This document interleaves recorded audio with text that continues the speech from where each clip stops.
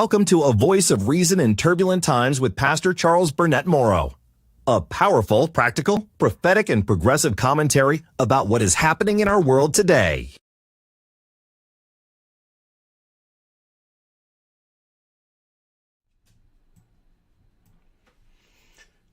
And good afternoon, everyone. It is 4 o'clock, and that is the time that I was hoping to get online today in order to do a podcast. I'm trying to shoot for a 4 o'clock time every day. Let me fix this a little bit. It's a little bit better, I think. Okay. I am trying to shoot for a 4 o'clock starting time every day. It is my eventual hope that I'll be able to simply do about an hour podcast. Hopefully, at some point, I hope to narrow it down to that. But I certainly don't plan on going over 2 hours. And then I am going to take those podcasts and I'm going to make shorter videos. I'm going to edit them. And I'm going to make a little video of each segment because there are bullet points that I'll be going through. And that way I'll be able to edit, specific segments and then share those segments individually online as well in our podcast playlist.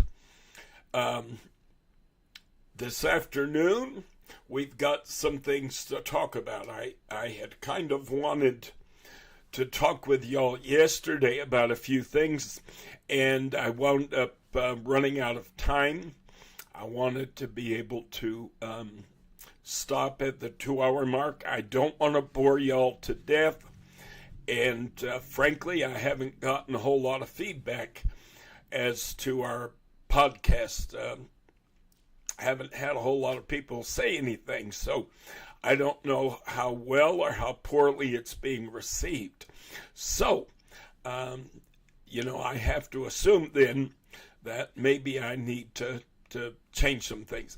But as we go, you're going to see that as I go, we're going to be tweaking things. We're going to get it where we want it. We're going to have everything set up the way we want it soon, I hope. And then the podcast will move along a whole lot smoother, and I won't ramble so much. All right. Yesterday I was talking about the fact that everything that we see going on right now in our government is part of the plan that I've spoken of for many years now. I spoke yesterday of the fact that Canadians booed the American anthem as hockey fans in Montreal gathered for a game, an American team versus Canadian team, and on Saturday, February 15th, 2025, they booed our team. We talked about the fact that Donald Trump is literally creating an image of America that is horrific. He's creating such a negative, nasty image for our country.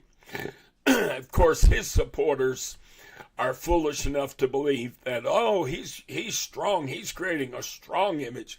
Folks, he's not creating a strong image. He's making a fool of himself, and he is making our country look obscene. And sadly, even in Europe now, leaders are gathering together. And frankly, I'm going to tell you right now, I am glad that they are. I'm glad they are not taking the threat of Donald Trump, the new Hitler. I'm glad that they are not taking that threat lightly, but they are taking it seriously. They need to do so. This is not a joke. This is not a drill. The American experiment is coming to a swift end, and we are staring a dictatorship right in the face at this moment in time. Talked yesterday about the fact that Trump and Musk both are frequently talking aggressively about going after various press outlets and individuals in the press whom they claim are not fairly covering the current administration. Well, of course, if Trump had any respect for the U.S. Constitution at all, if he had any interest in the U.S. Constitution at all, then he would understand there is this little provision for freedom of the press. Now, it's funny because growing up as a kid, I didn't have the internet. We didn't have the internet. So fake news, so to speak, back in my day was relegated to certain newspapers that you could buy in the line at grocery stores. You had the National Enquirer was one of those papers. And as you stood in the grocery line, you'd see all these fantastic, absurd, absolutely absurd headlines, on the paper, man, part wolf, part man found in forests in Bangladesh, and they'd have all these crazy pictures on the cover, and people would buy those papers. Some people were fool enough to believe that what they were reading was in fact true. I actually remember some people who were of the opinion, that what they were reading in the National Enquirer and various other fantastic, crazy publications, they believed it to be true.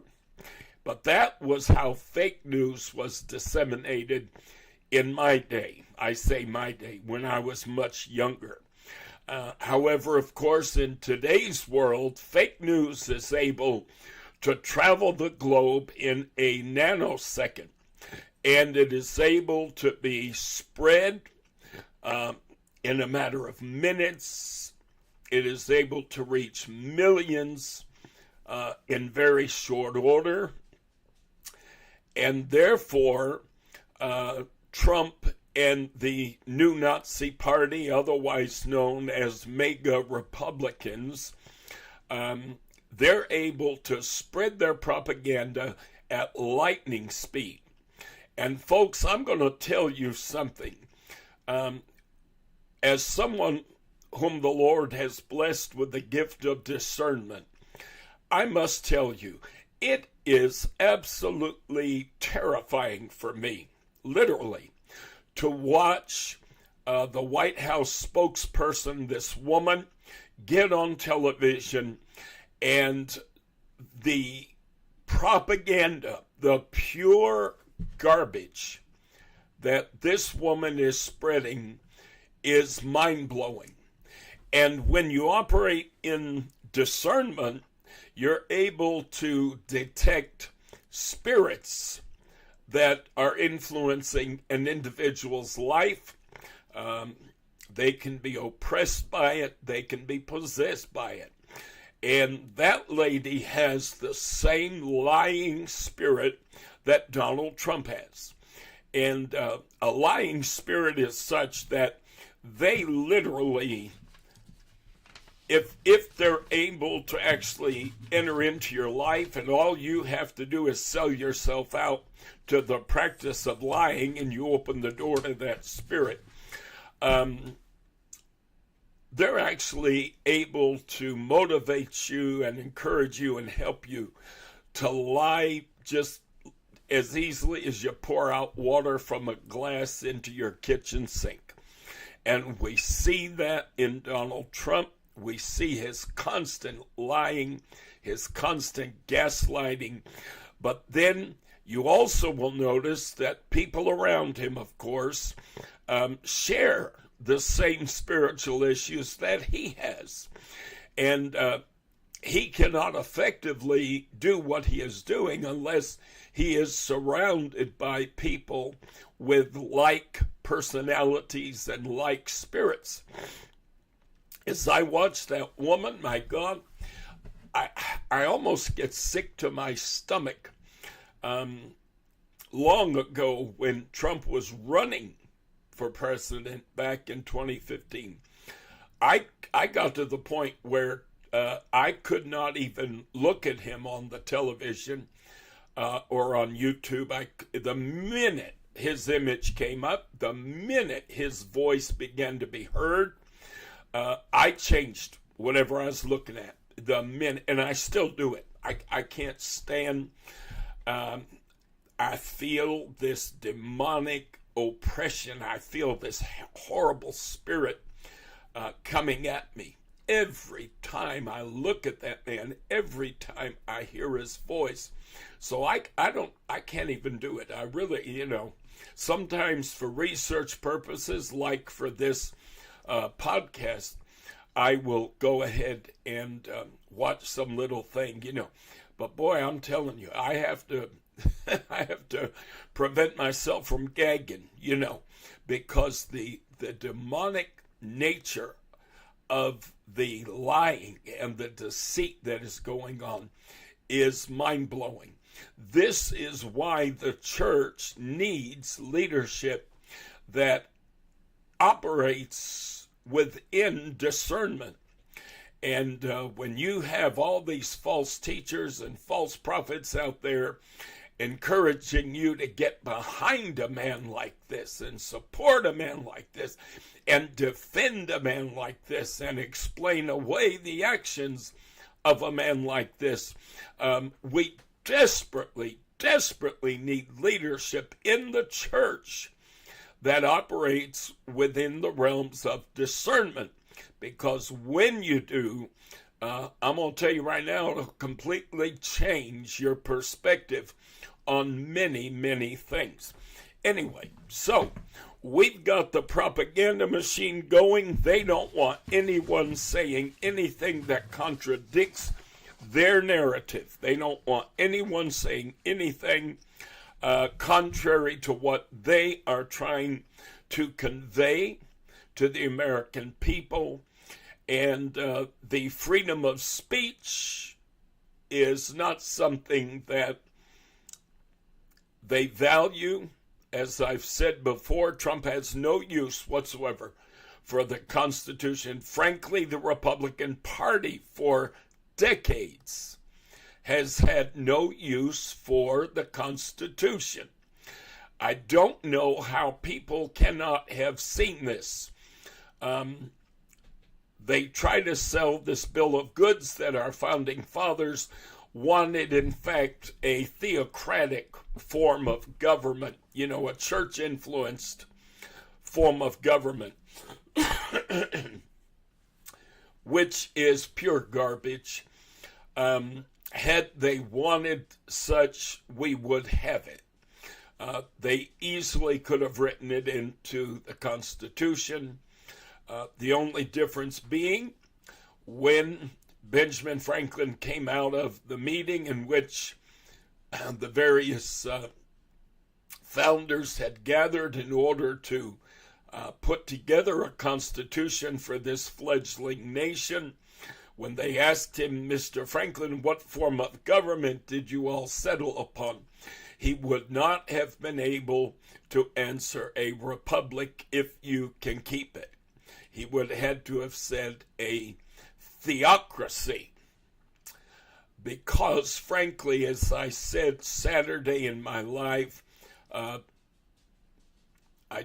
made it into a podcast, but in my live stream Saturday, as Tommy and I were driving up to Nashville for the weekend, I mentioned the fact that theocracy and democracy cannot coexist. It's impossible.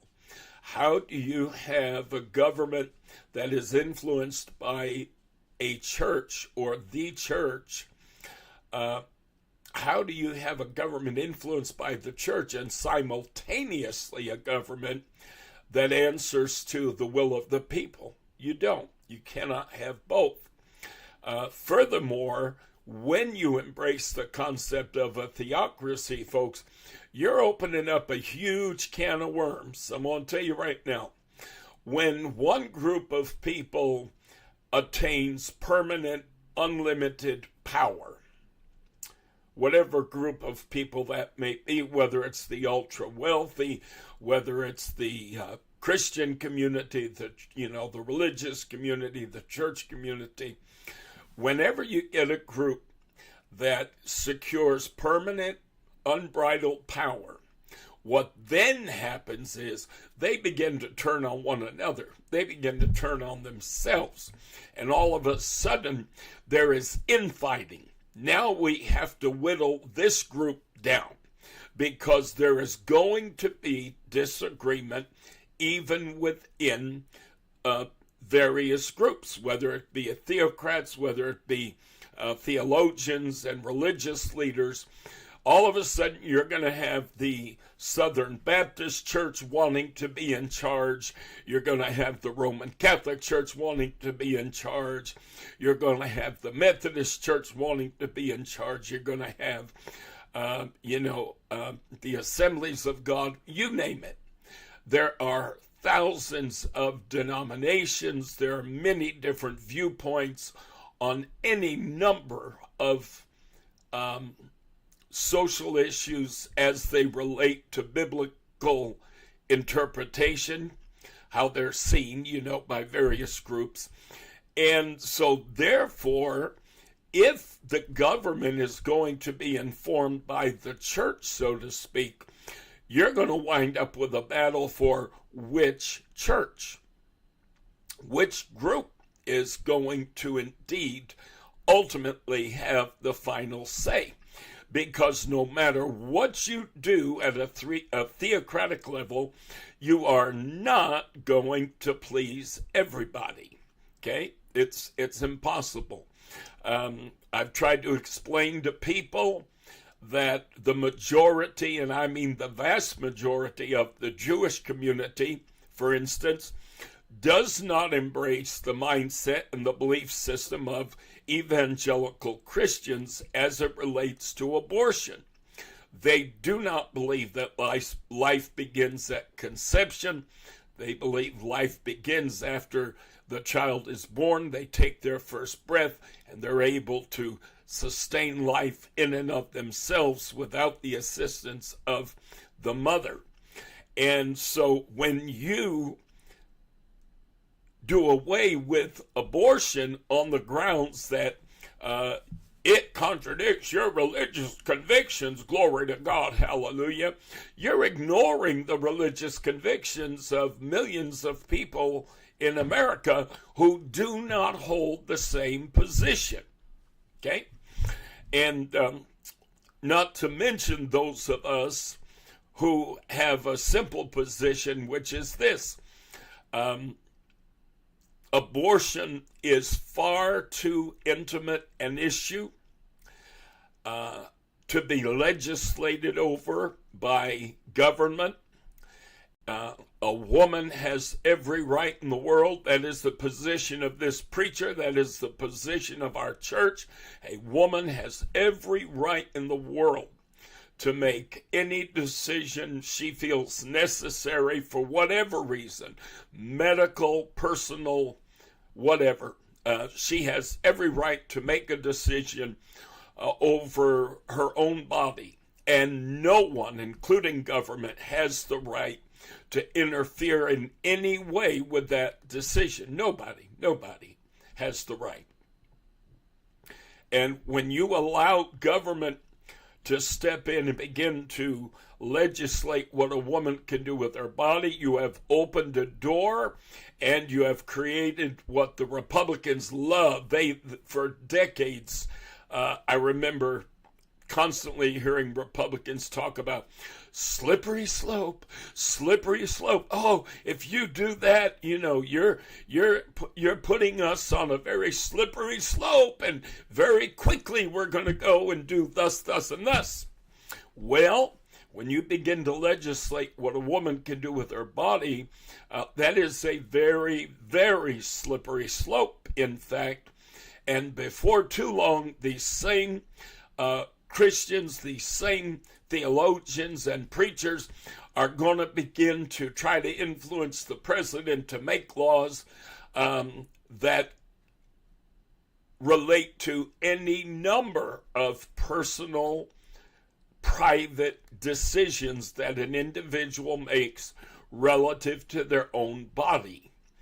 And that contradicts entirely the provisions of our Constitution, that we're granted by God the right to life, liberty, and the pursuit of happiness. No, all of a sudden, they say, yeah, we're protecting life. You sure are, but you're not protecting liberty. That's for bloody sure. And you're certainly not protecting an individual's right to pursue happiness.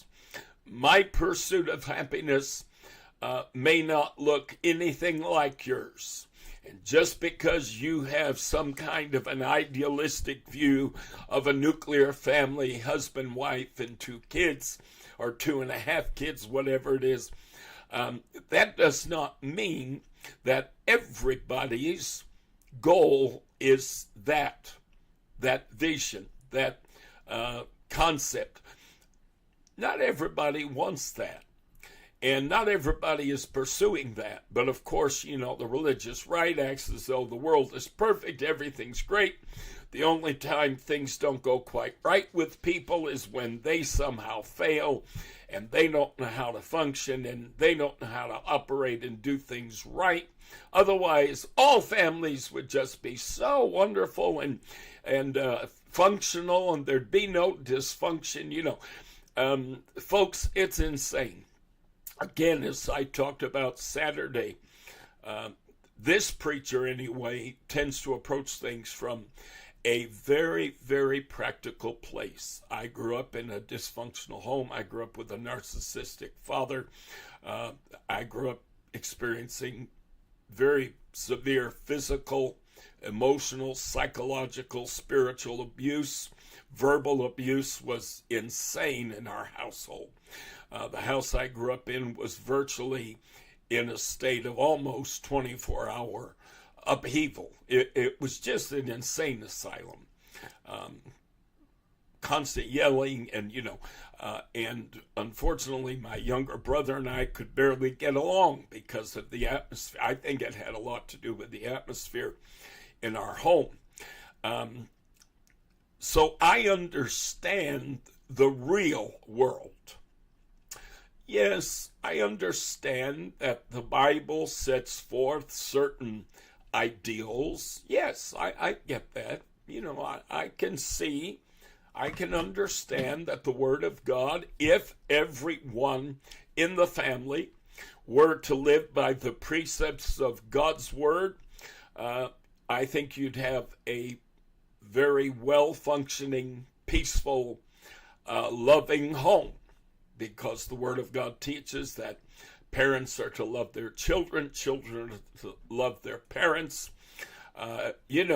Yes, if everybody were able to do everything exactly the way the Word of God teaches, which anybody, especially anybody in ministry, ought to know that there isn't a person on this planet that lives like that.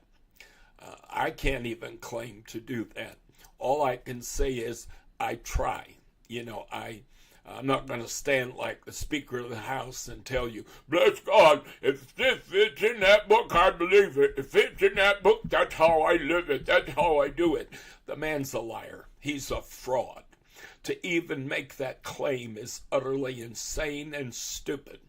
Because if what he is saying is true, that means he loves his enemies. If what he is saying is true, that means that he prays for them which despitefully use him. If what he says is true, he lends to everyone that asks of him. If what he says is true, when someone asks him for his coat, he gives them his shirt as well. Okay? That's what the Word of God teaches. And I promise you, as a Republican, that man doesn't even begin to live by the precepts of God's Word. Jesus taught us to feed the hungry. He taught us to visit those that are sick and in prison. He taught us to house the homeless, to have compassion on the poor. He taught us to receive those who were seeking asylum and to treat them as one of our own. Folks, I get tired of people making the erroneous and frankly asinine claim that they are living by the precepts of God's word and that every word in that book determines how they live and what they believe. Baloney. You use that book as a sword. The word of God is called the sword of the Spirit. The only problem is the sword of the Spirit is only to be used in spiritual warfare. And according to my Bible, our enemy is not flesh and blood. For we wrestle not against flesh and blood, but against principalities and powers, against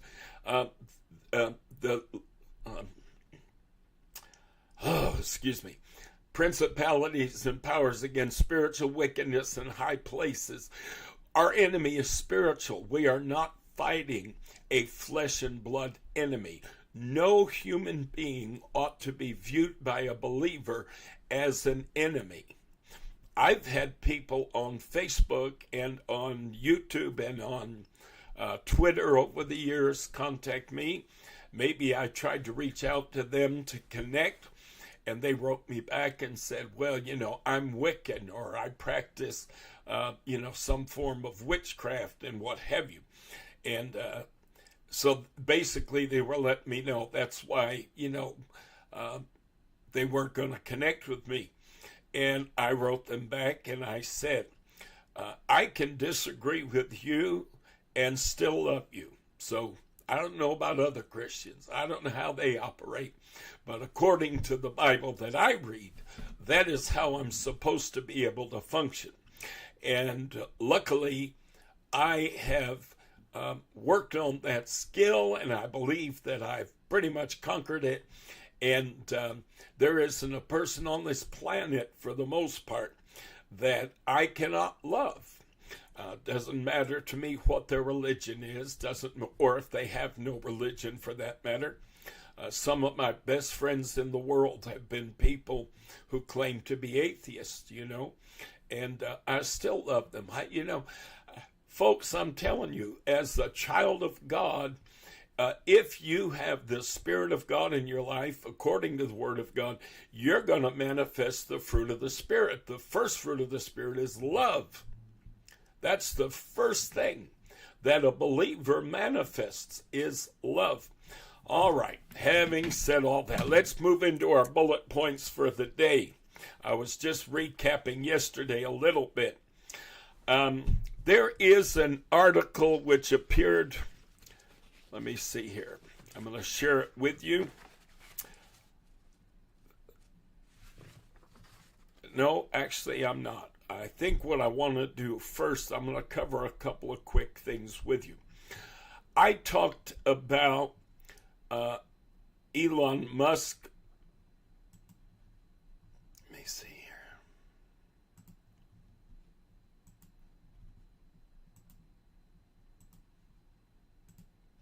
I talked about Elon Musk and his Nazi salute.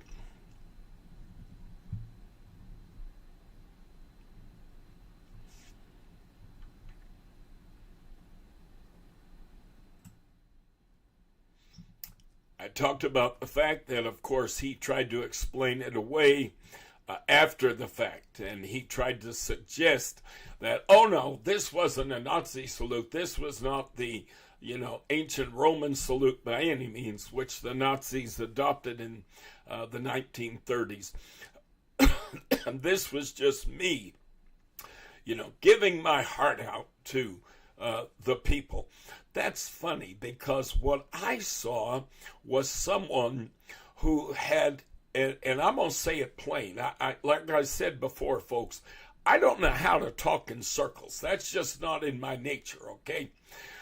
What I saw in this man's face, look at his face as he does this. Watch this. Now, he's all smiles and he's all grins here. Look at what his lips do. Look at how his face is after this or during this salute. What I see, quite frankly, is an FU. That's what I see. I see a big fat screw you. It's like, screw you. That's what I see in his face. I don't see oh, my heart goes out to you. My heart goes out to you. That's not what I'm seeing. Not by a million miles. Now, maybe you're seeing that.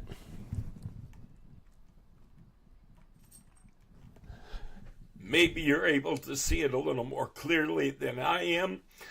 But that is not what I see. I see this look on his face that indicates it's like, screw you, And as he's doing this Nazi salute.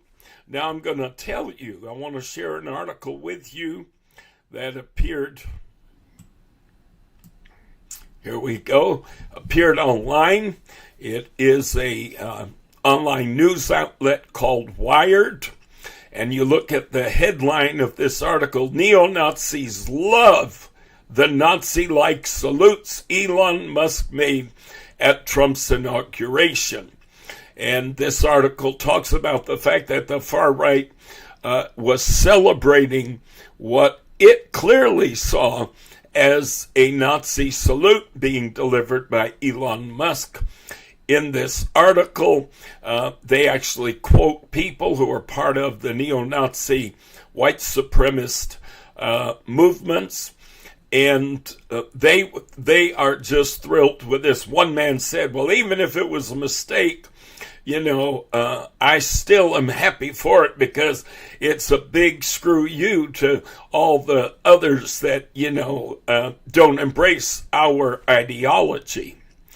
And so it's rather funny to me that while he claims that this is not at all what he was trying to do, that at the same time, the neo-Nazis certainly perceived it and certainly received it as a Nazi salute. So you know what? Don't try to gaslight thinking people. Don't try to gaslight reasonable people. As I keep saying, I've titled my podcast A Voice of Reason in Turbulent Times, and I have done so for a reason, because I am the kind of person who employs reason. I use my head. I think. That's why I say, as you're watching him do this salute, does his face match what he's claiming that he's doing? And quite frankly, I don't think very many reasonable people could look at that face and the pursed lips, an almost angry look, and it's like, screw you, and I didn't see. Oh, my heart goes out to you. So anyway, just think about things, folks. Use your head, analyze, be logical, use reason. Now, I want to share with you something that I remember when this first happened, when it first came out, back during the 2015 election. As a matter of fact, it was not too long before the actual election. Richard Branson, the founder of the Virgin Atlantic Airlines and the Virgin Business Empire,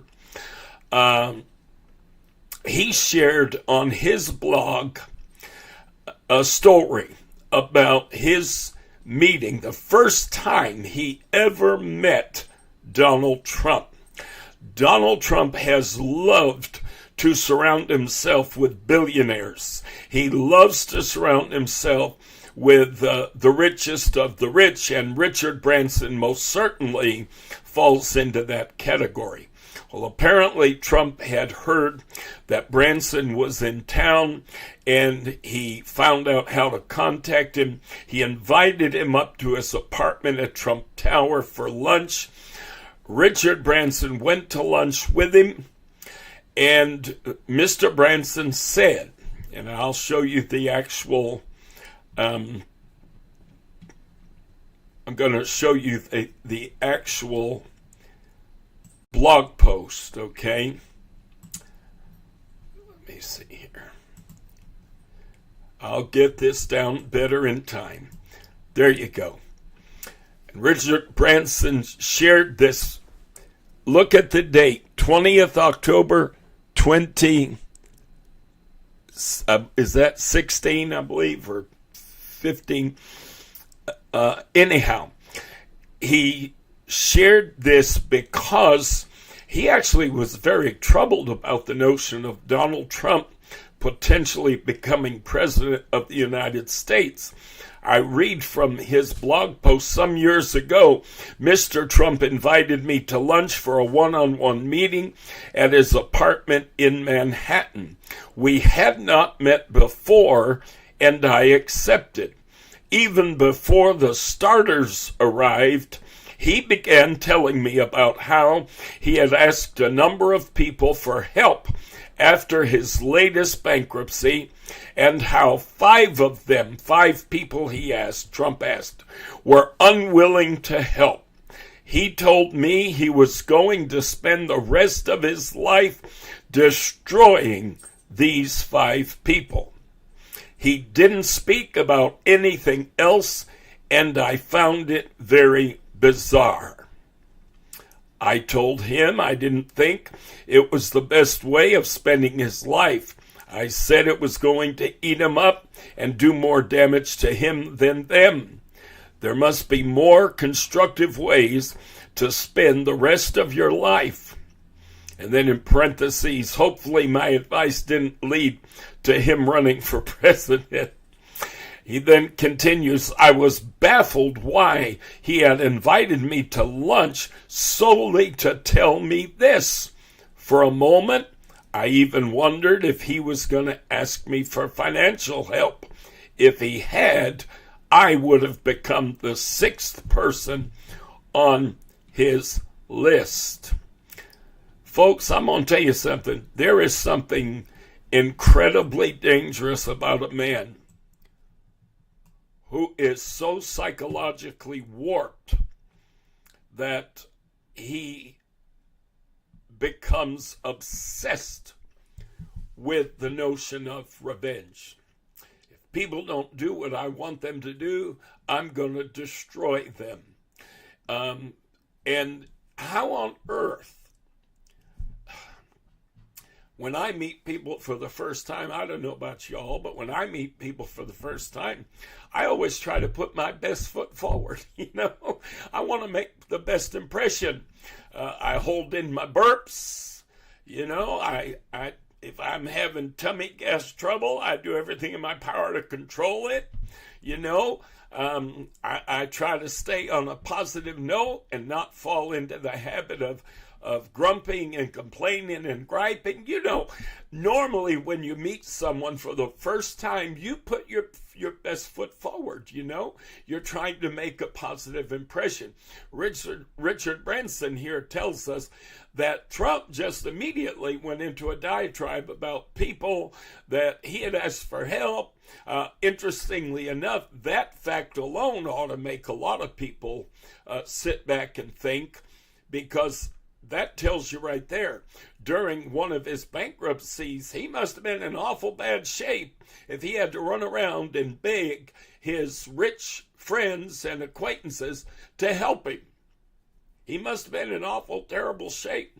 I'm going to tell you something. Anybody who's ever been in that terrible a shape, anybody who's gone through bankruptcy and been in that terrible a shape, mind you, a person who's supposed to have all the money in the world, if he's near as rich as he said he was, then he should never, if he were near as successful a businessman, if he were near as astute a businessman as he claims, then he should never have been in a position to even ask anyone for help. Frankly, he should have never been in a position to have to declare bankruptcy. If he were this brilliant businessman who knew everything as he says he does, and, who could solve every problem, and who could dare stand in front of the American people and say, I am the only one.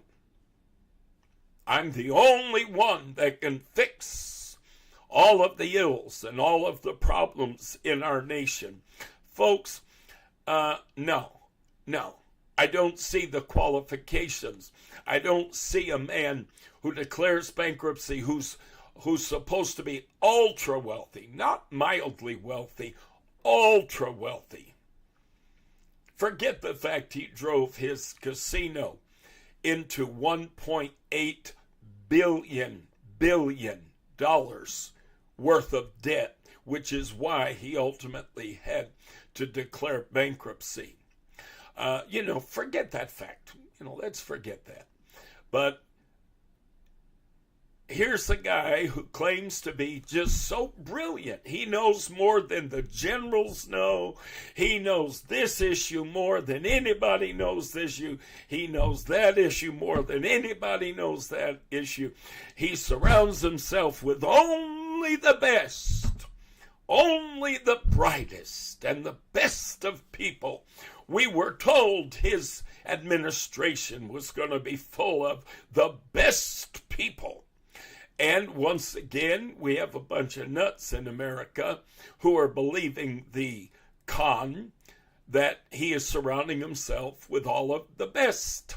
We're being told to ignore the fact he is trampling the Constitution, ignore the fact he is ignoring the rule of law, ignore the fact that he has no use whatsoever for our judiciary, ignore all those facts because, folks, listen, he has just surrounded himself with all the brightest and the best people, and therefore we should not be worried about anything that they're doing. Really? I'm going to be 60 this year. I have lived through an awful lot of presidential administrations in my life, and I never, ever saw an administration that had a revolving door like Donald Trump's administration did. People in, people out. Sometimes, Anthony's Scaramucci, or however you say his name, bless his heart. I'm sorry, Anthony, I'm just not good with names. I'm not trying to be disrespectful. He was in and out, within a matter of days. And these people, as they were brought in, man, we heard the classic Donald Trump build-up. Why, this is the brightest, this is the best of the best, this guy is amazing, this guy is wonderful. And then, after they have been exposed close up to Trump operating as the chief executive, I've said before, I don't put the word Trump and president in the same sentence. I'll find another way to say it. Trump acting as the chief executive, and they see how he operates. They see his unwillingness to listen. They see his ignoring of counsel and advice. He ignores that which scientists tell him. He ignores that which lawyers tell him. He ignores what constitutional scholars tell him. He has no use for input from anybody. Again, because he's just a stable genius, He doesn't need anybody to tell him anything. My God, this man could run the world, and the world would run perfectly in his mind if only he were in charge. And so we're told, don't worry, folks, everything's fine. What Pastor Charles is saying on his little podcast that nobody's really subscribed to as of yet, we just started it a week or so ago. Nobody's listening. But what he's saying about our country being in the midst of constitutional crisis, our country is presently, we're beyond constitutional crisis. I said Saturday, I warned Saturday, I've been saying for a long time now, we are in the midst of a full-blown coup. This is not merely a constitutional crisis. We have people who have ascended to the highest office in the land. We have an administration that has been packed with sycophants and people who embrace the same ideology as Trump. They want to help him achieve the goals that have been set for him, which were nicely laid out for us before the last election in the form of a publication called Project 2025. Of course, Trump claimed that he was far removed from Project 2025, and he didn't really even understand what all Project 2025 was, and we heard all this garbage, we heard all this foolishness. Well, anything he says, obviously, his supporters believe. And here's the really weird part of this whole thing. If they don't believe it, they think that he is merely lying in order to con or achieve some other objective. You know, whether it's intimidate or make, somebody or something afraid. His followers literally, folks, they use the most diluted reasoning in trying to explain away anything and everything that this man says. An article appeared recently. Oh, I'm sorry. Hold on 1 minute.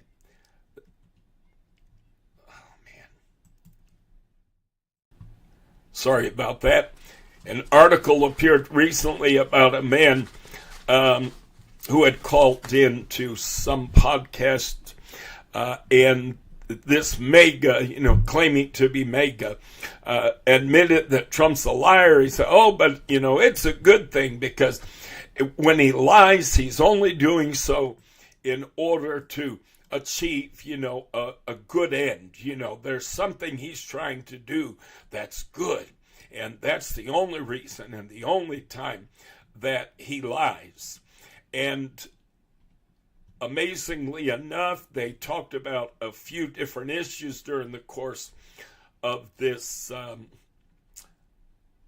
conversation. And one of the things they talked about, for instance, was Trump's talk of taking over Gaza and sending the Palestinians to a number of Arab countries. He was threatening Egypt and other nations in the Middle East. This man is so far out of his mind, it's not even funny. Basically, he's talking about, ethnic cleansing. He's talking about taking people who have lived in a region of the world for many, many, many, many hundreds of years, for that matter, and they have a legitimate place on that real estate. I must tell you, I have Palestinian friends. A man we rented from in Dallas, our church rented a space from a man.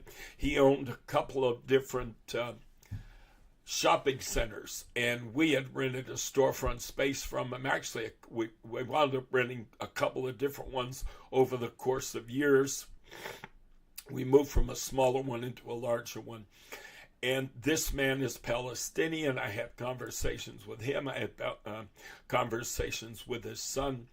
And I admitted openly and honestly, I said, I do believe in the right of Israel to exist as a nation. I do believe that Israel has a legitimate claim to the land of Israel. However, I do not believe that Israel has ever, in the history of the nation, always acted right and done right. Biblically, you look at the history of Israel in the Bible and you see over and over and over again, whereas a nation, they did not act right. They did not do as they were supposed to do. They did not behave in a godly fashion. So why on earth is there a large segment of the evangelical fundamentalist world that acts as though Israel can do no wrong?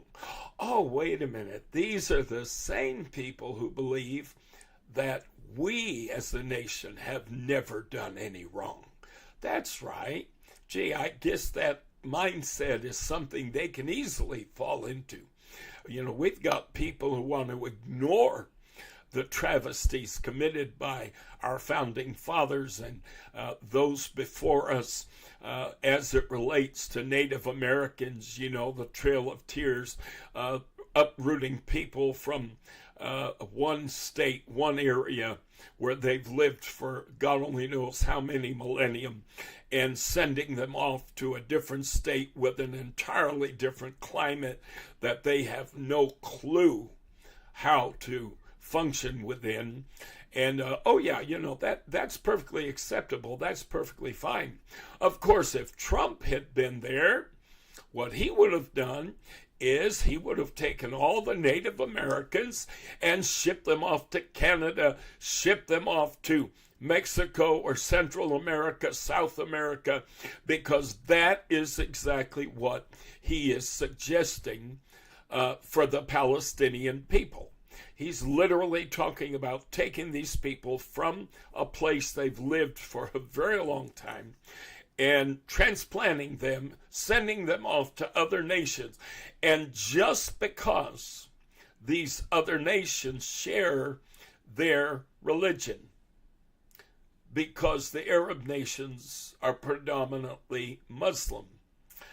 What Donald Trump doesn't understand, it doesn't care about, and for that matter, what the evangelical and fundamentalist community doesn't know and doesn't care about, is that within the Palestinian people, there are a large number of Christians. There are many, many Palestinian Christians.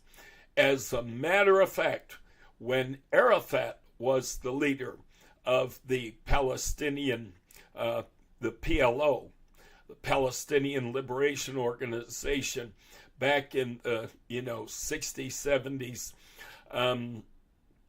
his spokeswoman for many, many years was a lady who was a devout, professing, Bible-believing, Jesus-loving Christian.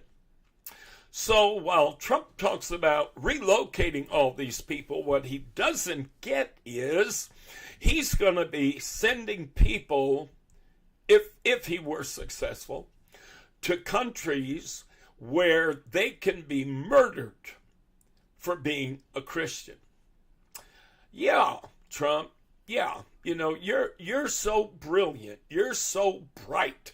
Answers are so simple. My goodness, I don't understand why presidents haven't just gone in and torn out all this bureaucracy and thrown it out the window. I don't understand why they haven't just done this and just done that. He's as ignorant and stupid. I told you I'm plain spoken. I don't have time to talk in circles. He's as ignorant and stupid as half the people who sit on their couches in their trailers and say, well, I could fix that problem in a minute. Wouldn't take me but a minute to fix that problem. Well, all you got to do is this, and that'll solve that problem. I don't know why, we keep sending people to Washington and they can't seem to figure out the answer to this problem. And by God, here I sit with a 5th grade education and I got all the answers. Yeah. We got the same thing in Donald Trump. He's every bit as ignorant as those people are.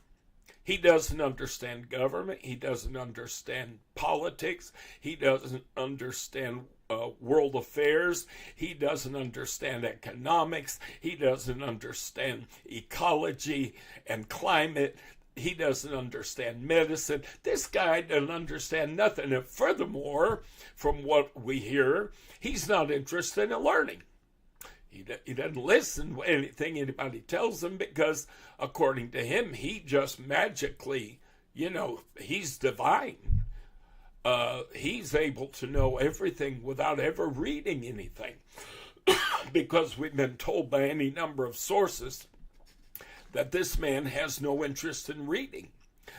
He has no interest in reading. He has no interest in listening to counsel. Folks, I'm going to tell you, anybody with that kind of a reputation, that is not anybody that personally I want to see anywhere near the White House. I don't know about you, but I just don't want to see that person within 100 miles of Washington. They obviously are not able to fulfill the obligations of that office because it requires that you, number one, surround yourself with people who are smarter than you. I don't know about y'all, but I'm going to tell you, when I research and when I study, and I constantly research and study, I love doing it. So it's something that you'll find me doing all day, every day. When I research and study, I generally look for people who are a whole lot smarter than me. And thankfully, the world is full of people who are a whole lot smarter than me. And I look for folks that know more than I do. I look for folks that have expertise. When I read an article, for instance, and I'm not quite familiar with the publication, or I'm not familiar with the website or what have you, I will look into that author. I'll try to find out, who is this person? What is their education? How is it that they know anything about the subject that they're writing about? You know what I'm saying? Smart people surround themselves with smart people. I dare say that smart people surround themselves with people smarter than themselves. And Donald Trump, no, he has no use. He surrounds himself with these people, but then he doesn't follow their counsel. He's not interested in anything they have to say anyway. So we have this Trump supporter that I shared that little article with you concerning his calling in to a podcast, and he's talking about, Trump lies, he says things, but, he's only saying that for effect. It's just bluffery, he's just trying to psych somebody out. One of the issues that they talked about was the fact that Donald Trump has said, oh, no, I'm not interested in reinstating the draft. I'm not interested in, I'm not going to do that. And interestingly enough, a military draft, or more specifically, a compulsory military service, happens to be part of the Project 2025 agenda. Well, luckily, Donald Trump told us during the election, well, I'm not even familiar with Project 2025. I'm really not connected. And his team, his propagandists, worked overtime to try to distance him from Project 2025. The Project 2025 bullet points, as it were extremely unpopular with the American people.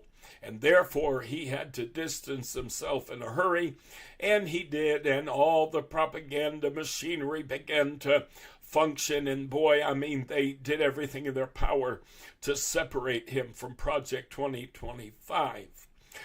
Interestingly enough, since re-entering Washington, which I'm telling you should never have happened, that should never have been allowed to happen. But since re-entering Washington, I take from a U.S. News and World Report article by Laura Manweiler, dated December 3rd, 2024. When news first broke this summer about Project 2025, the conservative mandate for reshaping the federal government, then candidate Donald Trump immediately distanced himself from the plan, calling some of it ridiculous and abysmal. Fast forward several months, and Trump, now the president-elect, has announced his intention to place several architects of the plan into top positions in his administration. For instance, Russell Vought. Vought was included as one of the authors of Project 2025 and wrote the portion, Section 1, quote, taking the reins of government. Yeah, he doesn't know anything about Project 2025. Tim Holman, this is the man that Trump has made his border czar, which, by the way, required no Senate confirmation. Tim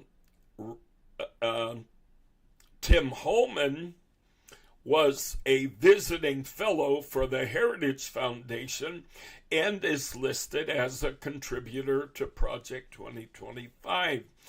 Brendan Carr has been selected by Trump to serve as Federal Communications Commission. Carr was previously confirmed by the Senate and currently serves as the senior Republican commissioner on the FCC, and Carr authored this section of Project 2025 focused on the FCC, where he listed, quote, reining in big tech as his top priority.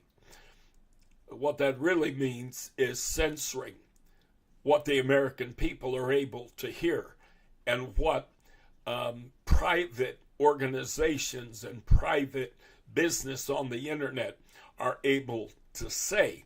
Facebook, Twitter, Blue Sky, so on and so forth. John Ratcliffe was picked to serve as CIA director for his new administration. Ratcliffe will require Senate confirmation to serve in that role. He's previously served as Director of National Intelligence for the last few months of Trump's first term.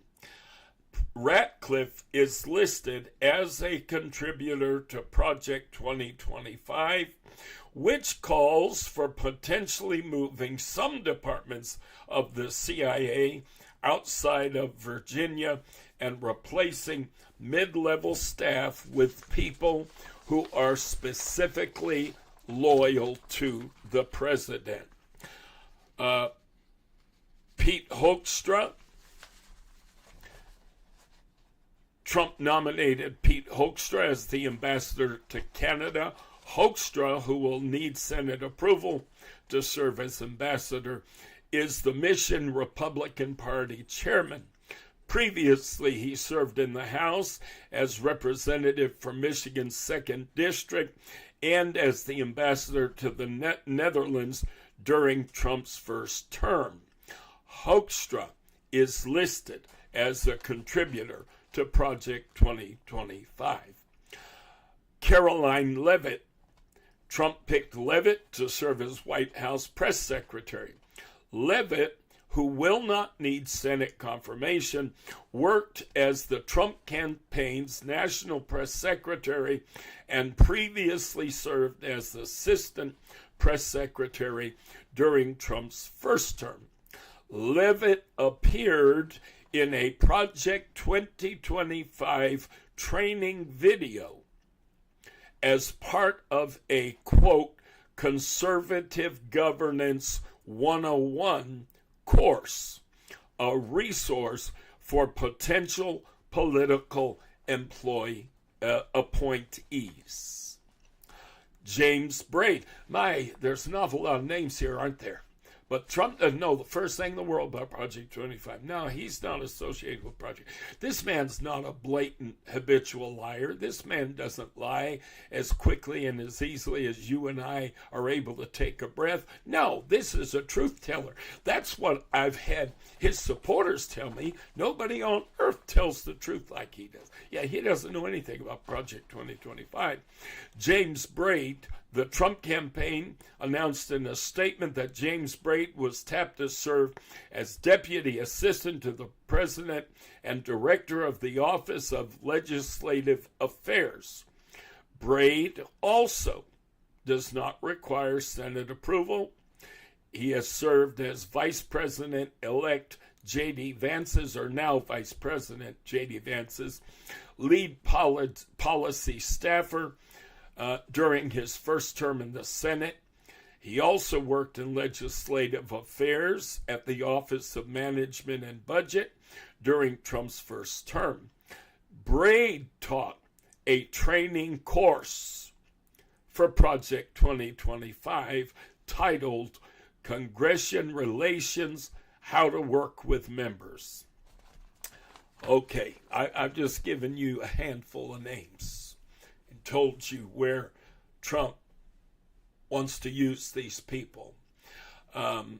These are not far removed positions. We're not talking about, him making some of these people ambassador to Colombia, or ambassador to one of the S-hole countries that he spoke about in his first term.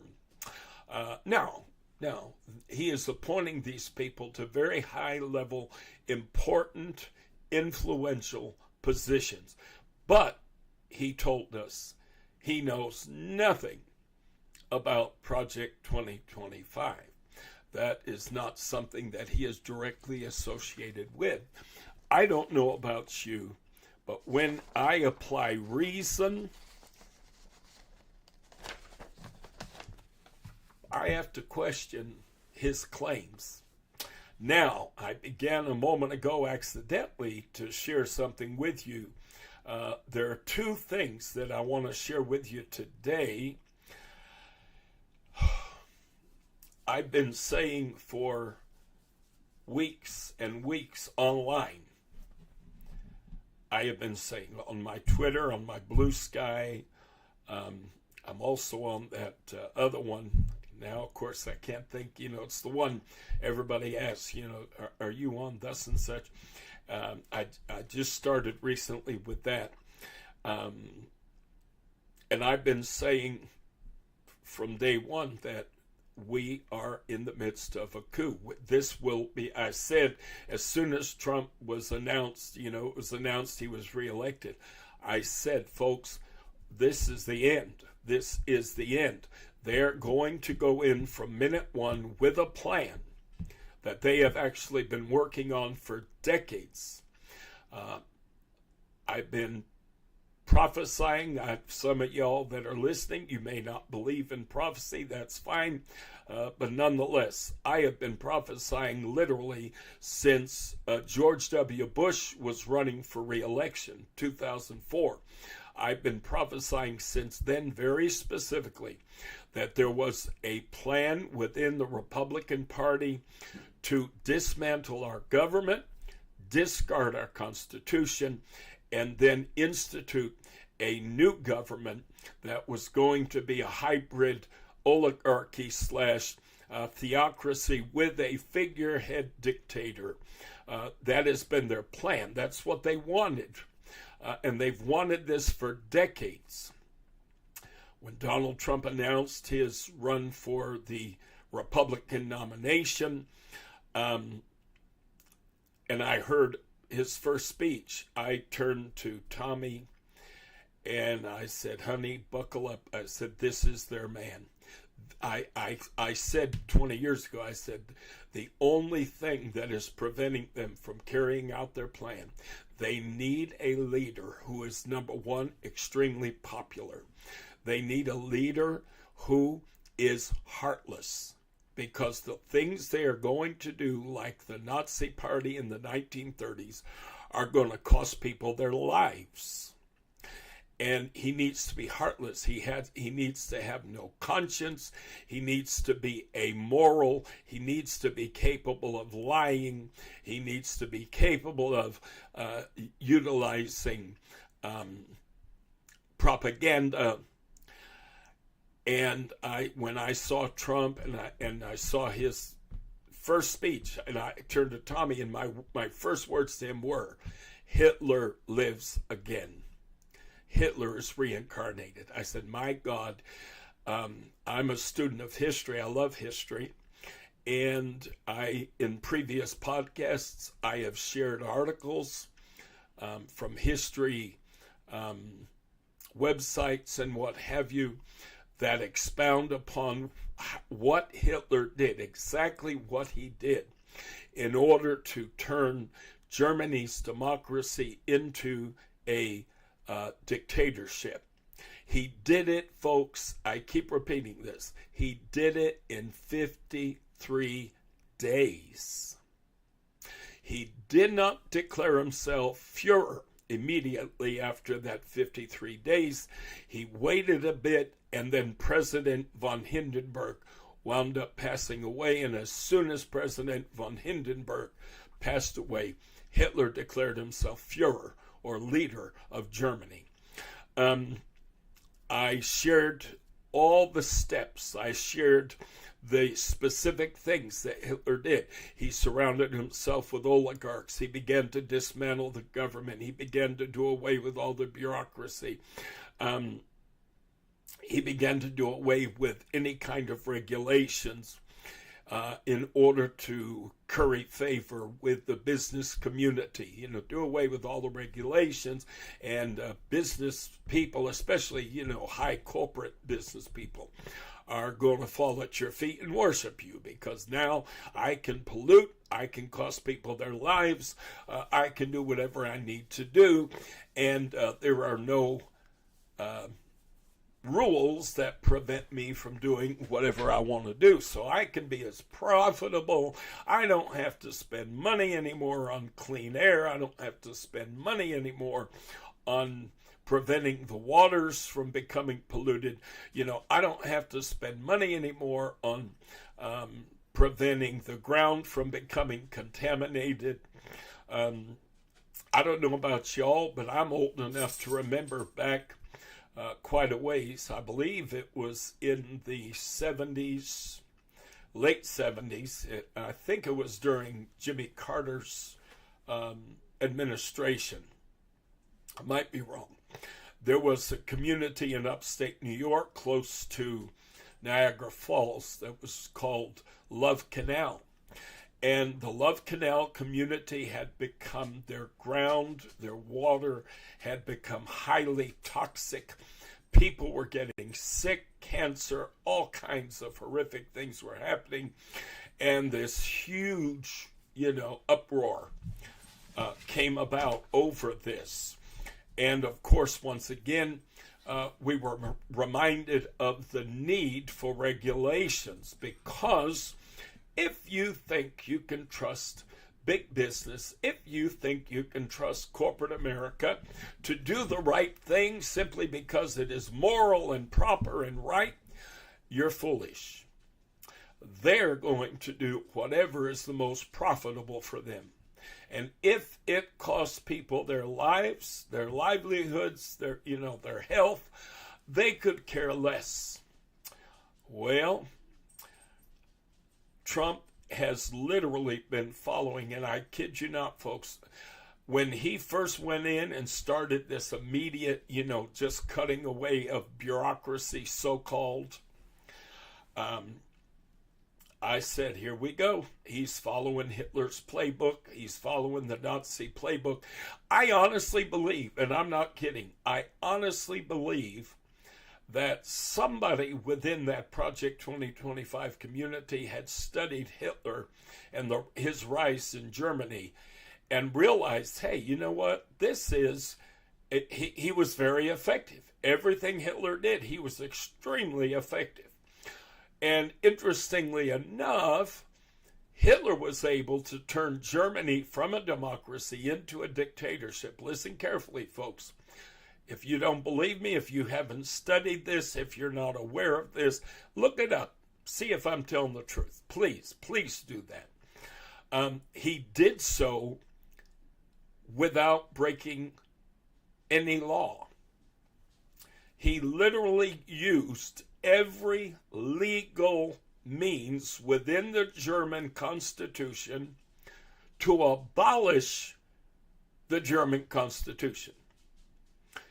Our Constitution, the Constitution of the United States, obviously read differently than the German Constitution. And therefore, he had different avenues available to him than we have available through our Constitution today. And therefore, Trump is simply running roughshod over the Constitution. He is ignoring the Constitution entirely. He's making executive orders which federal judges, look at his lawyers and say, are you honestly going to tell me that you believe this executive order is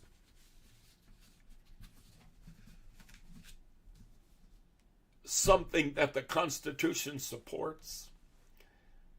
Federal judge looked at Trump's lawyers and asked that question. Are you kidding me? Are you really going to tell me that you believe this order is constitutional? Really? That's how bizarre, that is how off the wall this birthright citizenship, ending birthright citizenship.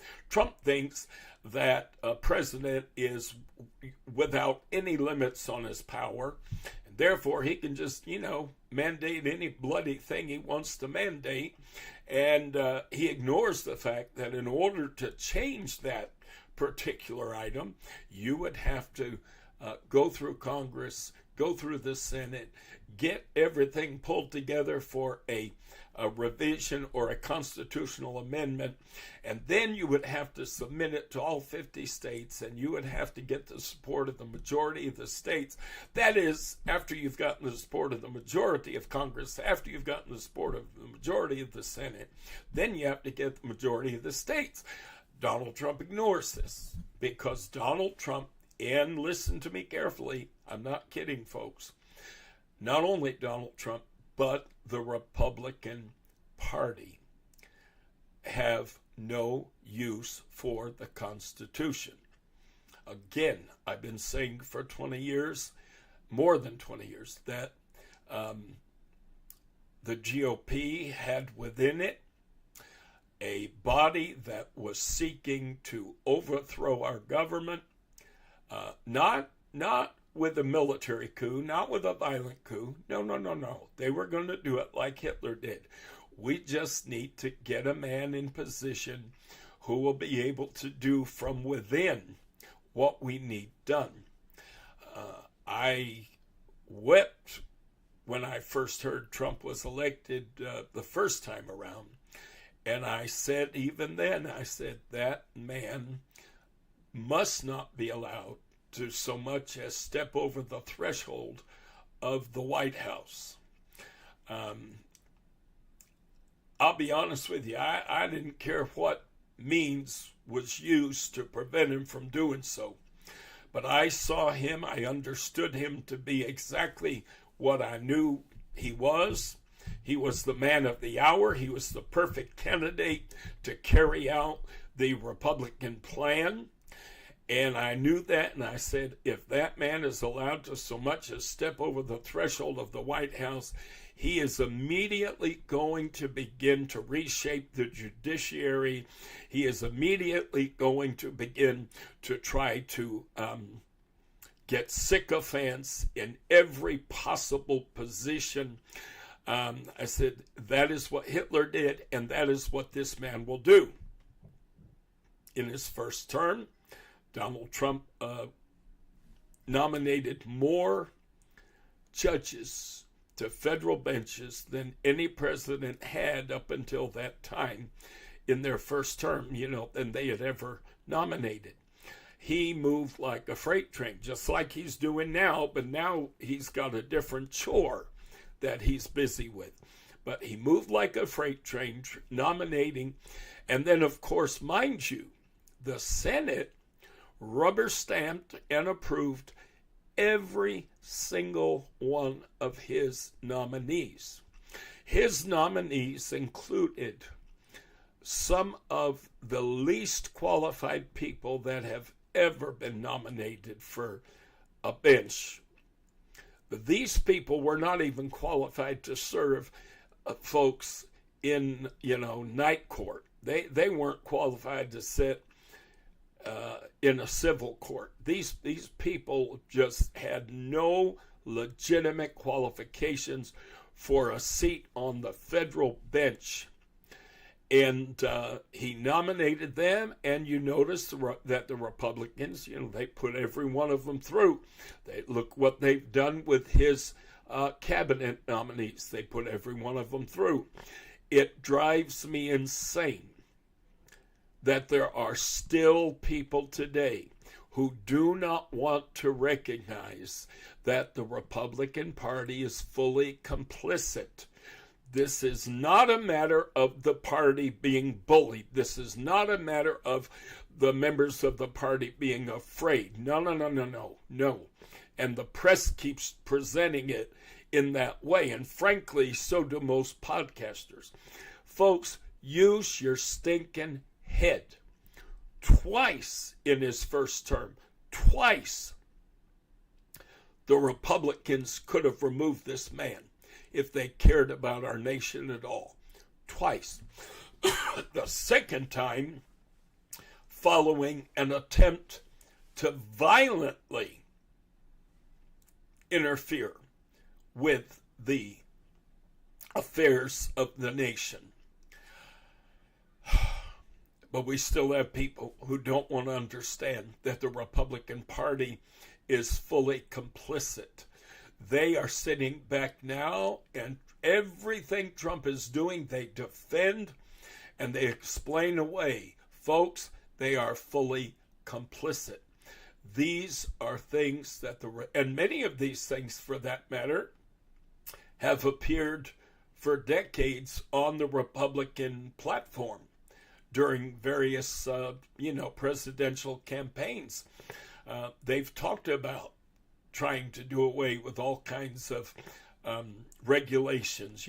They've talked about wanting to thin out or remove, certain departments or thin out certain bureaucracies. They've talked about these things. Why on earth would anybody be surprised that they would be fully complicit with Trump in trying to do these things now? Doesn't make any sense. They've been talking about it for years. Of course, they're complicit. I've told Tommy any number of times, I said, man, I get so aggravated. I've been saying that we are in the midst of a coup. Yet, I am not hearing podcasters say that. There are certain podcasters that I really like. Brian, Tyler Cohen. I like him real well. I love Steve Schmidt. I think Steve Schmidt is a brilliant human being, very bright. I've loved him from years back. I always loved the way he spoke when he appeared on various television programs, as of late on MSNBC and what have you. And I love the way that he worded things. And he did a masterful job. He now has a podcast, The Warning, with Steve Schmidt. If you do not subscribe to that podcast, I recommend you do. However, even Steve Schmidt, whom I love, gets online and talks about how we have 2 years to change everything, in 2 years we can begin to fix this mess. We need to get more Democrats in the House and more Democrats in the Senate and blah, blah, blah, blah. And I'm sitting there and I'm saying, Steve, man, I know you're a bright man. I know you're a smart man. Are you really going to tell me that if Trump is going in weeks, wiping out entire departments within our government, firing tens of thousands of people, freezing funds that affect millions of Americans. Programs that are affected by this freeze include programs that help people to be healthy and to survive. The things he's doing are affecting so many people at so many levels, it's not even funny. He's firing people, they have no income, they have no way to pay their mortgage, they have no way to make their car payments, they have no way to pay for mom who's in a nursing home, they have no way to support their handicapped child, they have no way to, they now have no benefits, so their husband, their wife, their daughter, their son, who's suffering with stage 4 cancer, will not be able to have their treatments paid for. They're going to wind up with bills up the yin-yang. I know because I lived that experience. You've got people who rely upon programs that these funds funded, and now those programs are frozen. I found it funny. Tommy and I moved to North Alabama 2 years ago this month because he got a job here, and unfortunately, Tommy is our primary earner. People think that ministry is all about money, and the only reason preachers are in ministry is all about money. Well, I've been in LGBT affirming ministry for 30 years, little over, and I have never received one single salary, not one time, in all the years that I've been in ministry. I've always wanted the church to benefit from every dime because we got so little, so to speak. You know, I mean, in other words, what I mean by that is we didn't get enough to pay for the church to have a meeting place and to have a nice place of worship and to pay for our internet ministry and all of this, and at the same time to offer me any kind of, pay. So therefore, I simply wanted all the money to go for the church and for the ministry. It was more important to me that the ministry be able to do things in the highest quality level we could possibly do it. Over the years, as we had the resources, we've purchased the best cameras that we can buy. We've purchased the best equipment that we can buy so that our broadcasts are crisp and clear. Unfortunately, those that I do from my home, I have a little studio, as it were, in our study here at the house.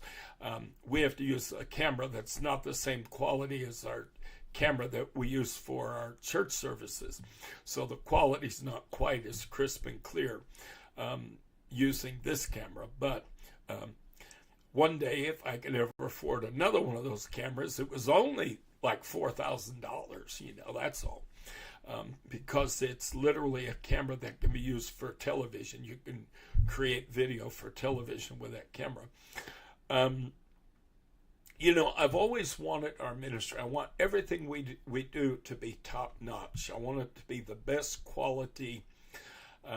That's just who I am. That's how I am, And so anyway, I don't do this, folks, for money. I do this out of conviction.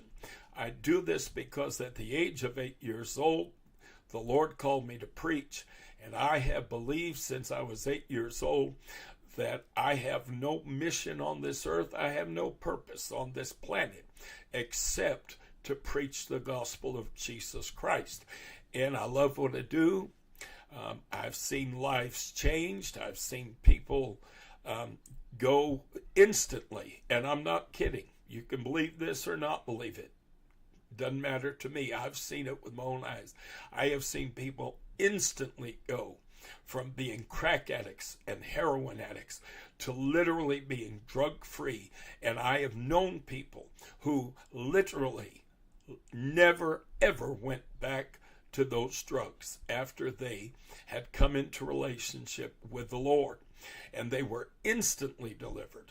I've seen people instantly delivered from alcoholism. I've seen people instantly delivered from smoking addiction, nicotine addiction, But more importantly than that, I've just seen lives changed for the better in so many wonderful ways. I've seen people that had mental health issues, anxiety, depression, all kinds of things. And as they came into relationship with the Lord, these things dissipated and they went away. As a matter of fact, in my very first church, excuse me, I'm going to take a sip of my Diet Dr. Pepper. I'm not paid for, it's not a paid endorsement.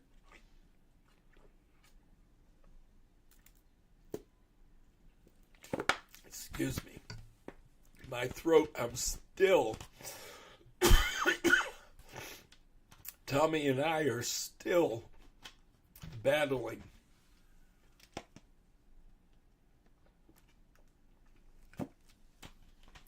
the effects of the flu. He had the flu a few weeks ago, and it was horrible for about a week. And then we thought that I had escaped the flu. Well, I wish that were true, but it wasn't. After he had been sick for a week and he started, to go on the mend a little bit, feel a little bit better, be able to go back to work, then I fell sick. And I mean to tell you, I don't know when I've ever had a flu that hit me so hard as that flu hit me. And long story short, I am still struggling with this occasional cough, as you can see and hear. And I've got this itchiness still in my throat. And it's been weeks since I appear to have basically mended and been okay. Sorry, but I'm gonna put on a video I want to share with y'all. That way I can clear my sinus without y'all having to hear it. But I want to share this video with you. This is the first video I came across where I actually heard someone of importance saying what I've been saying now for a very long time. Listen carefully as I share this.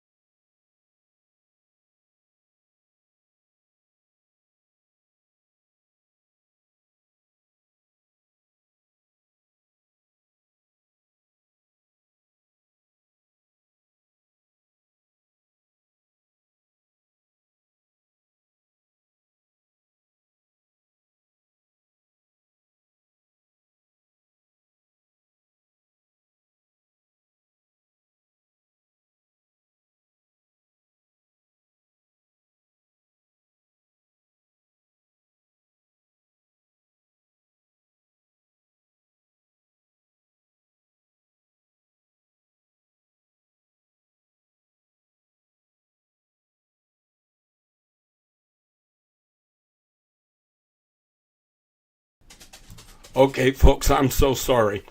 I had to turn off the sound for a minute while that video was playing. I didn't want the mic, to be heard over her speaking. And I didn't realize when I did it for that particular segment that I was going to have to put it back in for when we went back to live camera. So I apologize. See, I'm telling you, this is a one-man show. Anything I do in our church, anything I do relative to podcasts, it's a one-man show. So I am the producer, I'm the director, I'm the on-screen, I won't say talent, because I'm hardly talented, but I'm the on-screen personality. Let's say it that way, okay? Anyway, here we are with the Attorney General of the state of Arizona. And finally, I heard someone clearly say we are in the midst of a coup. That the Constitution is being ignored.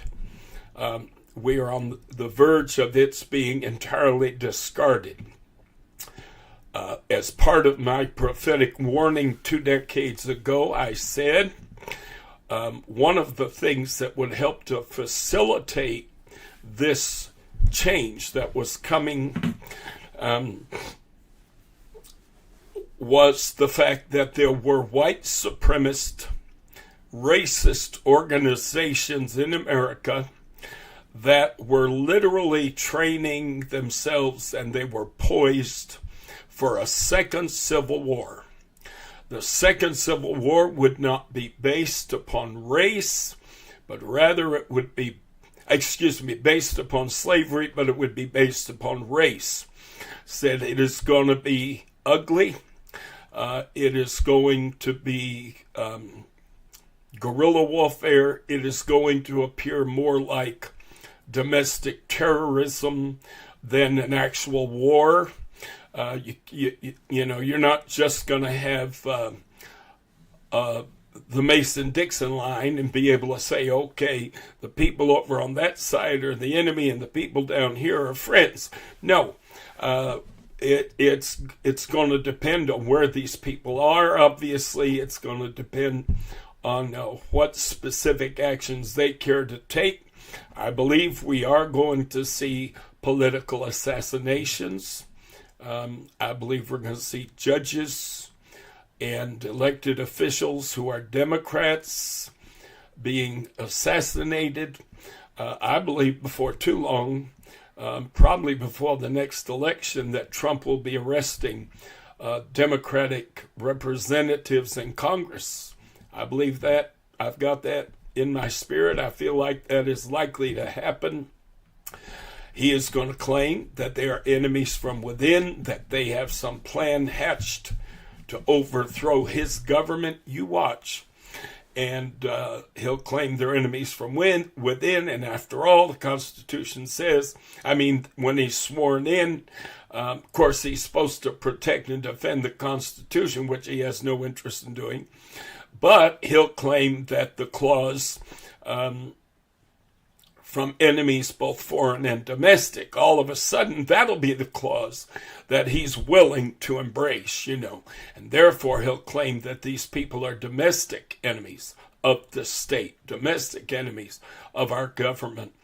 And I believe that's coming sooner than later. Again, if you look at Hitler's model, that is not too far down the road, okay? I've also talked about that. I keep repeating this because if you've never heard my podcast before, then you need to hear this.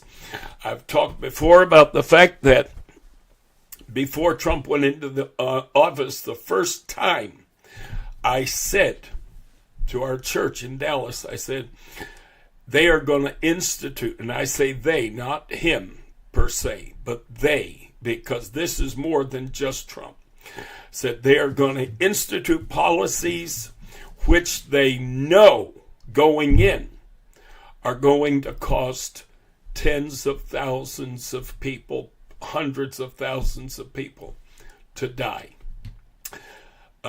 Hitler had no use for the handicapped. He had no use for the elderly. He had no use for those that were sick. He had no use for those that were disabled. And we know that they engaged in outright genocide and eliminated many of these people because, according to him and according to Nazi ideology, they offered nothing. They were of no value to society.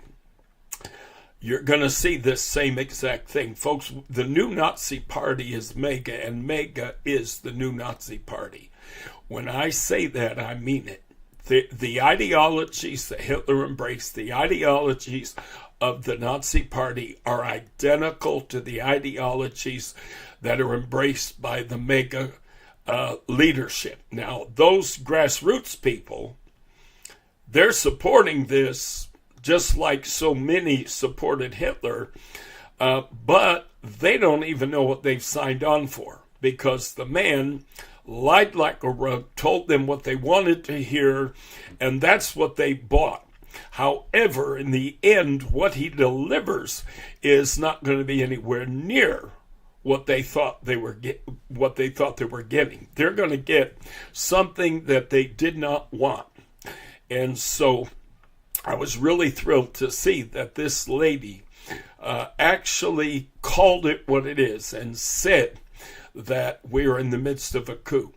I said in recent podcasts, I said, it really irritates me that people in the news, people online and podcasts and what have you, people in government are not clearly identifying what is happening.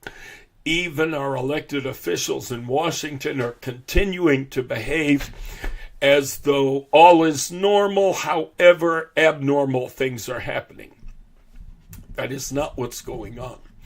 They need to let the American public know, folks, this is a coup. This is a takeover of our government.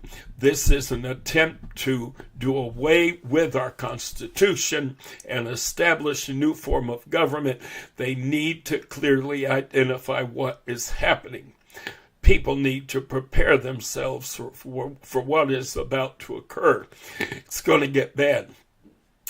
I talked about the fact that they would employ policies that would anger the masses, that would make people riot, that they would go out and protest, and in the process of protesting, eventually it's going to turn violent, because people are going to want to revolt against this new order, the Fourth Reich, as it were.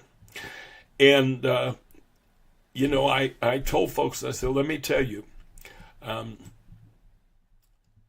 they're going to employ policies that are going to create a lot of economic havoc, policies that are going to make the majority of the American people very upset.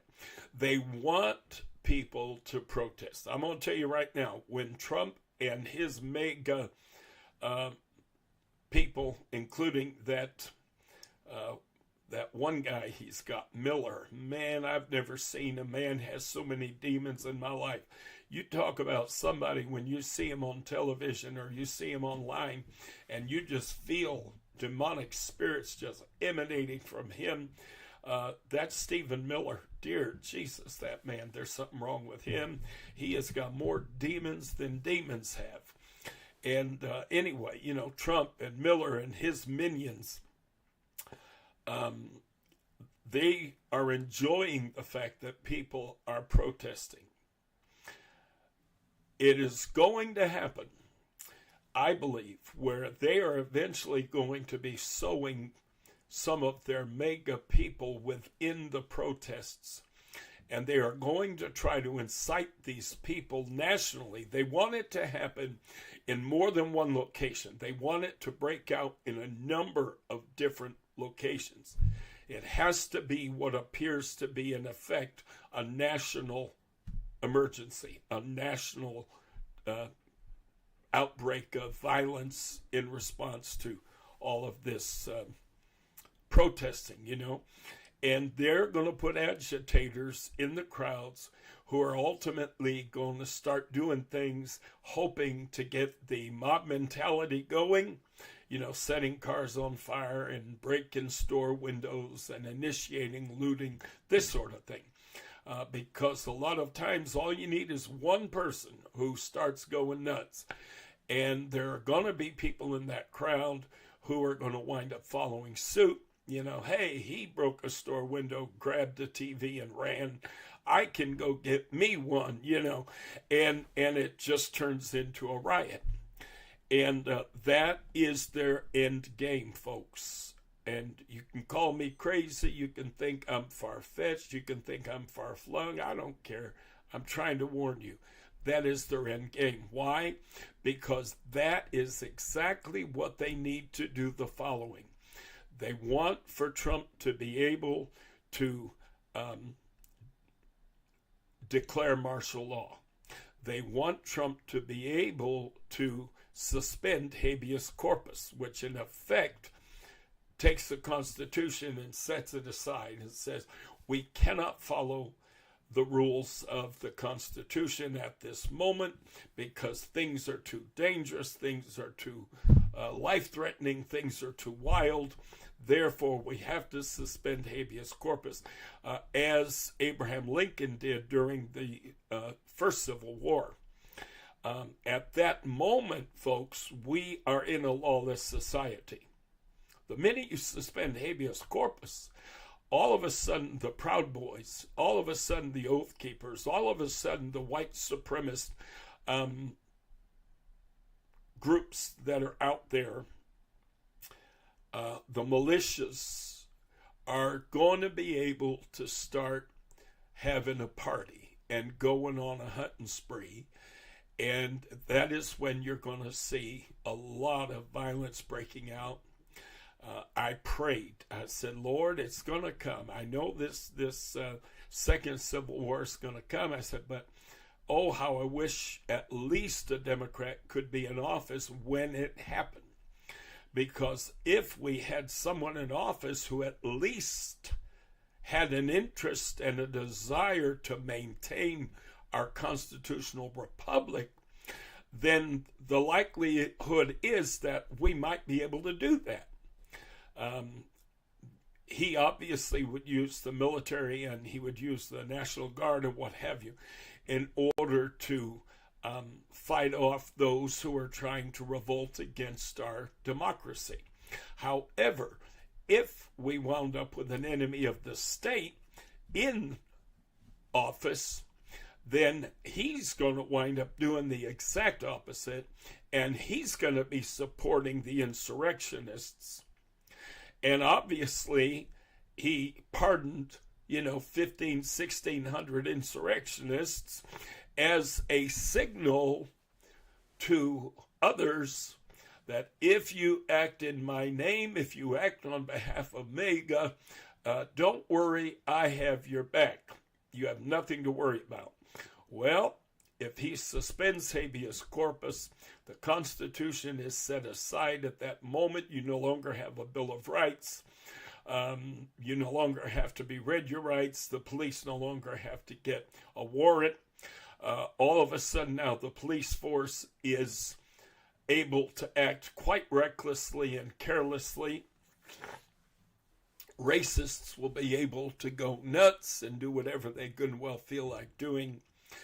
And then at that point, folks, I'm telling you right now, at that point, we're going to be told that the Constitution will not be coming back. I am your leader. We have a new form of government, and this is how it's going to be. See, but they need that outbreak of violence. They need that because that creates a justification for suspending habeas corpus. That creates a justification, for setting aside the Constitution. And basically, most of these brainless Trump worshipers aren't going to see what's coming. They have no idea what's coming. And the party that for decades has claimed to be the party of free speech, the party that for decades has been the party of the right to bear arms.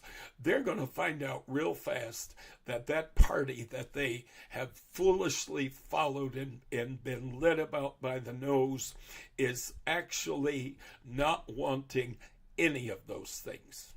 Free speech is to go out the window, and they will come for your guns. It's not going to be Democrats coming for your guns. Take my word for it. It's going to be the new order, and they'll be coming for your guns because at that point, they do not need an armed population. An armed population will be a threat. Dictators, especially narcissists, and most dictators throughout history have been malignant narcissists like Donald Trump. They are very paranoid. They become fearful that everybody, wants to kill them, and everybody's looking to remove them so that they can become the leader. Dictatorships come with their own issues, and so Trump's going to want to nationalize the police force. He's going to want to make the police force a federal police force. Why? So that he is in control. He is in charge of everything. I told you. That's why they're doing away with the bureaucracy. He has to be in control of everything. And if he is head of the police departments, he'll be able to tell them, I want you all to go out and do thus and so. And of course, you don't need a search warrant. All the rules written into our Constitution, our Bill of Rights, all of those things have been done away with. So whatever Trump says, they're going to do. And things at that point are going to become very dangerous. The last thing I want to share with you today, and then I'm done for the day. I spoke the other day about the fact that as part of everything Trump is doing, I said, I believe that Elon Musk and his little computer minions, I believe that they are sabotaging the computer systems that they have access to now. I think that's their purpose, is to sabotage. They want to destroy. Trump does not want, and these people do not want to simply break things. No, they want to literally destroy it and annihilate it, so that any attempt in the future to try to reinstate these things would be a colossal task. They're going to make it as impossible as they can for any Department of Education to ever be, reinstated. They're going to make it impossible to reinstate the FDIC. They're going to try to make it impossible to reinstate, all of these various departments that they are currently cleaning out. And part of that is they're going to wipe out the computer systems. And anybody who knows, you know anything about computers, especially in huge operations like that, you know that it takes time and it takes a lot of work. And then even once they get the computer up and running, it takes a lot of fine tuning and, working with it to get everything ironed out and get the wrinkles ironed out. So they're going to be doing everything in their power to make certain that these institutions within our government cannot be easily replaced. Well, the other day I made a comment and I said, I believe with all my heart you're going to see they are going to sell off the buildings that are associated with all of these departments. So not only have they sabotaged the computer systems, the programs, they've gotten rid of the technical aspect of that department, but they're also going to do away with the real estate associated with that department. Well, what does that do? That makes it so that if ever somehow a coup, whatever, if somehow we were able to return to a form of government that even comes close to resembling our initial democracy, it would be a long time before they would ever be able to reestablish and rebuild these various institutions. They'd have to rent property, they'd have to build, they'd have to buy. I mean, folks, the cost of redoing all of these things would be so monumental, you can't even imagine. Think about it for a moment. Social Security and these sort of programs, many of these programs were established many years ago. Many of them started out keeping records on paper, Many of these departments purchased or built the properties that they operate out of many, many years ago. It was much less expensive then. Imagine the cost today of trying to replace buildings that are able to accommodate these various departments compared to what it cost to build the initial properties back in the 50s, back in the 60s, back in the 70s. The cost is going to be just mind-blowing. And it will be prohibitive. It's going to make it nearly impossible. They're not going to be able to do it all.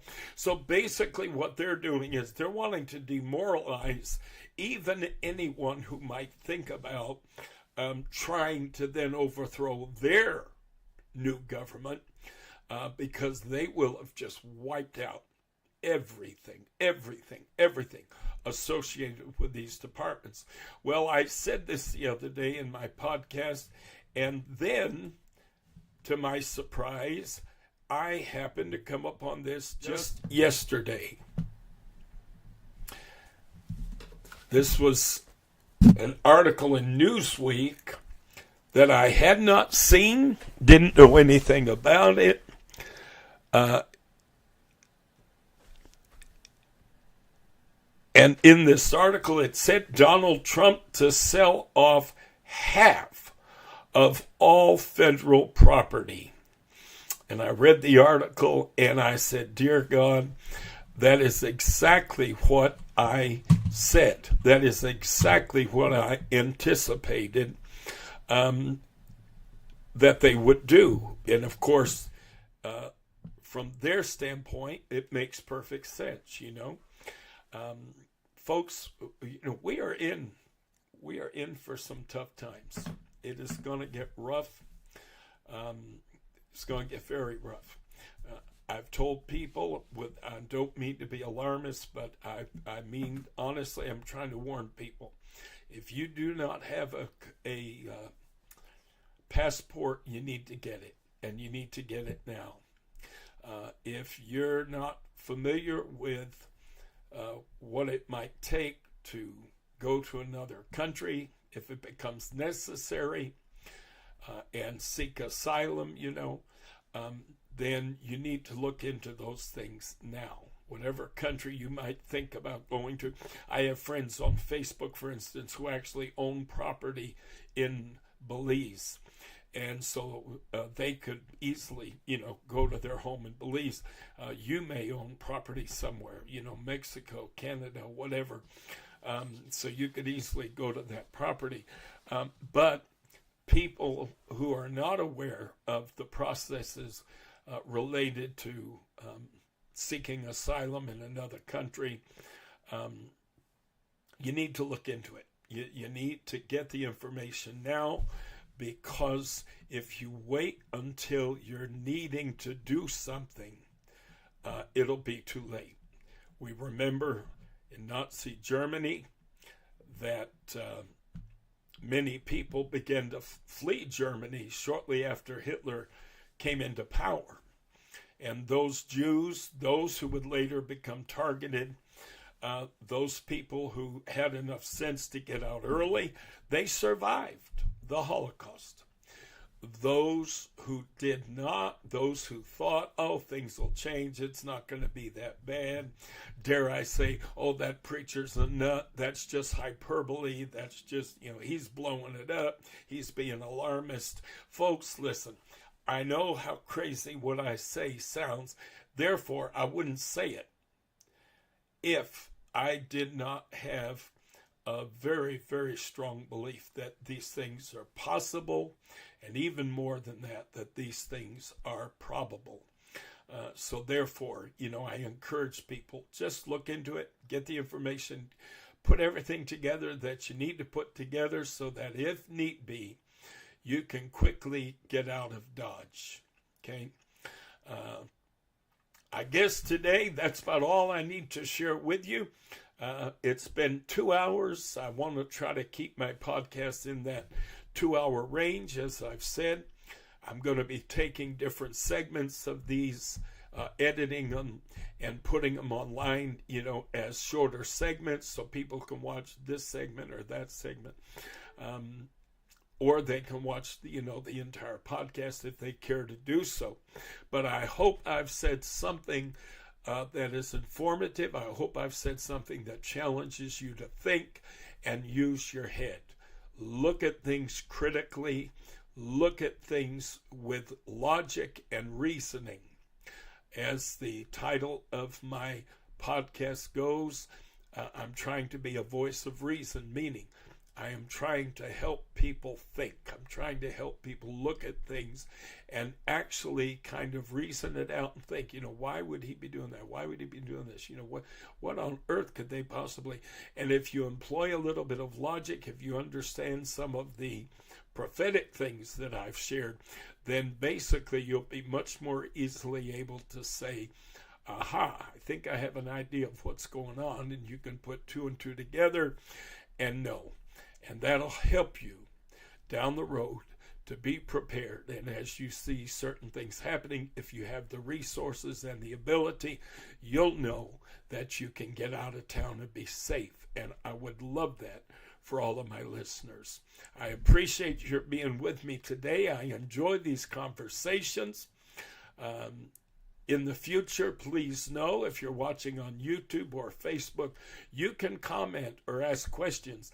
I am able to see those things, okay? I have a monitor showing me our Facebook, and I have a monitor showing our YouTube.